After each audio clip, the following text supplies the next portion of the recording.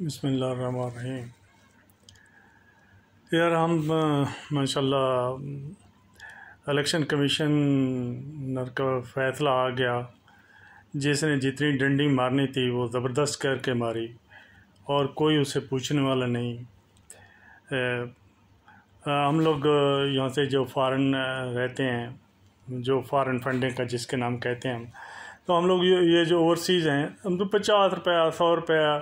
یا 100 ریال یا 50 ریال وہ دیتے ہیں، تو کیا وہ فارن فنڈنگ ہو گئی؟ اور پھر باہر سے جاتا ہے، مطلب بیرونی ممالک سے پاکستان میں جاتا ہے تو پاکستان میں فائدہ ہے، اور پاکستان سے جو منی لانڈرنگ ہو کے باہر آ رہا ہے جو کرائم امپورٹڈ وزیر اعظم شہباز شریف کے جو منی لانڈرنگ کے ہیں، مقصود چپڑاسی والے، اور وہ اربوں روپے، اس کا کوئی کسی نے کبھی نہیں سوال، اس کو وزارت عظمیٰ دے دی۔ زرداری صاحب کو، جس کے 40 ارب سے اوپر کے ہیں اس کے منی لانڈرنگ کے، اور ابھی بھی جو خبریں آ رہی ہیں کہ جہاز بھر کے آ رہے ہیں اور ڈال کہاں تک چلا گیا۔ بلوچستان جو ہے وہ سیلاب سے اس میں لوگ مر رہے ہیں، پوری سرائکی پٹی میں سیلاب آیا ہوا ہے، لوگوں کی لاشیں جو ہیں وہ سکھر بیراج میں جا کے اٹکی ہوئی ہیں، لیکن ہماری پاکستان ڈاکو موومنٹ جو ہے جس کے سرغنہ ایک اپنے آپ کو خود ساختہ مولانا کہلاتے ہیں،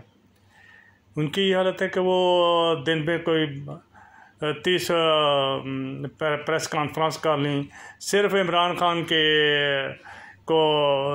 نیچے گرانے کے لیے، اس کی شہرت کو کم کرنے کے لیے، تو وہ جو ہے تدی باد مخالف سے گھبرائے کہ یہ تو چلتی ہے تجھے اونچا اڑانے کے لیے، تو اس کو تو تم اونچا اڑا رہے ہو۔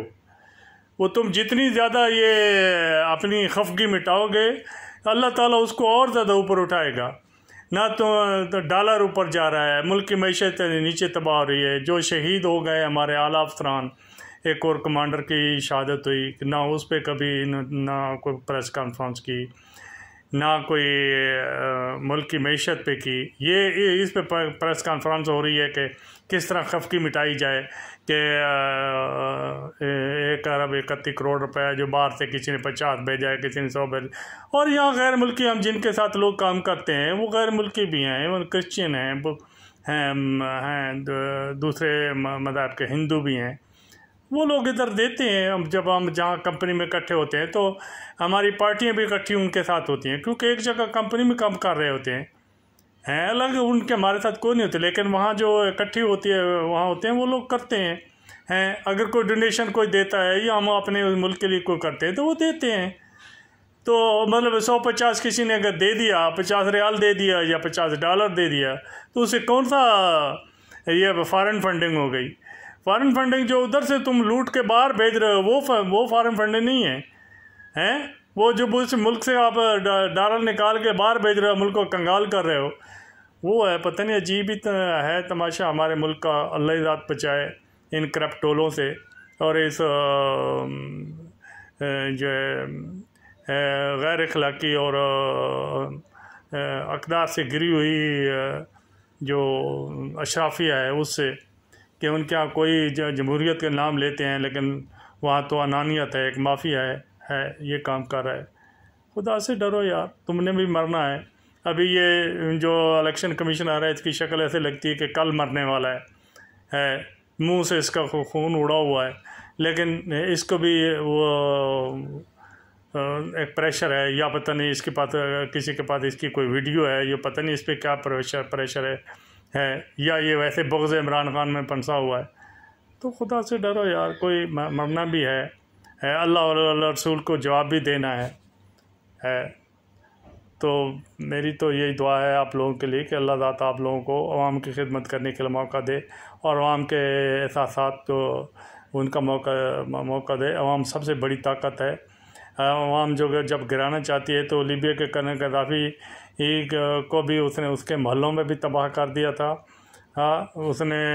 تیونس کے بادشاہ کے محلوں کو بھی تباہ کر دیا تھا، اس نے سری لنکا کا تو ابھی ریسنٹ مثال ہے، تو بہت سی ایسے مثالیں ہیں चाइना ने जब माओ तुंग एक लाइब्रेरियन था, जब निकला था